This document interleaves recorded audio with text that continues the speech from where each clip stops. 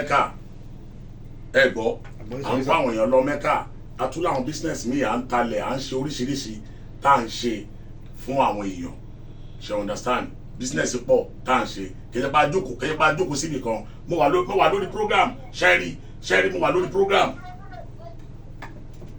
ṣótiyé.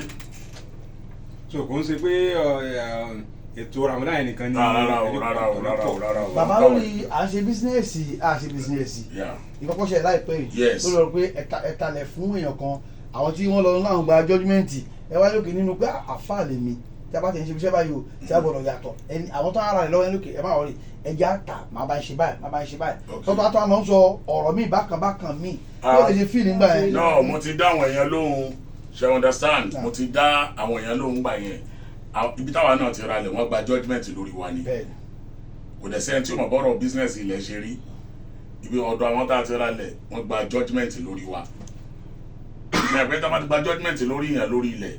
àwọn tó bá ń lọ take possession. àwọn yẹn ni ó kù tí wọ́n nílẹ̀ ó kù káwa náà ká lọ sí appeal a dẹ̀ gbìyànjú wa lọ sí appeal ẹjọ́ yẹn wà ní ẹjọ́ báyìí ẹjọ́ wà ní ẹjọ́.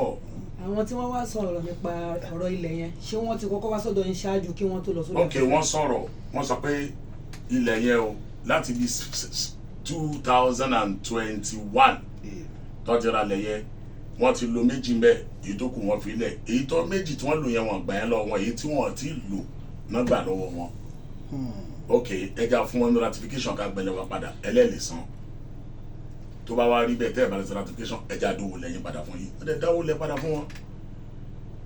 wọ́n rà lẹ́ 600 ẹgẹ́ wípé ajá àfáà mi tó wá ní òkè no problem ẹja lọ fún yín bòmí ẹlẹ́ẹ̀fẹ́ ibi tẹ́ ẹ̀dẹ̀ sọ pé ẹ fẹ́ lò yìí wọ́n ti gbà lọ́wọ́ wa kò dẹ̀ padà fún wọn ní owó wọn 600 lẹ́ra mo ní máa fún ẹ ní 800 máa tún bá yẹn fi tútù wọn. nígbà tó rẹ̀ sí kí ló dé. tó ti yé. kí ló dé fún ọ ní yẹn náà ra ẹdún fowó lé. nígbà tó wá di pọ́n tó wá lọ sórí afẹ́fẹ́ mo wá fún ẹ ní owó tí wọ́n lọ sí tí wọ́n rà bí yóò ṣe. àbá gẹ́gẹ́ bí àáfà ọ̀rọ̀ àwọn ajagunbalẹ̀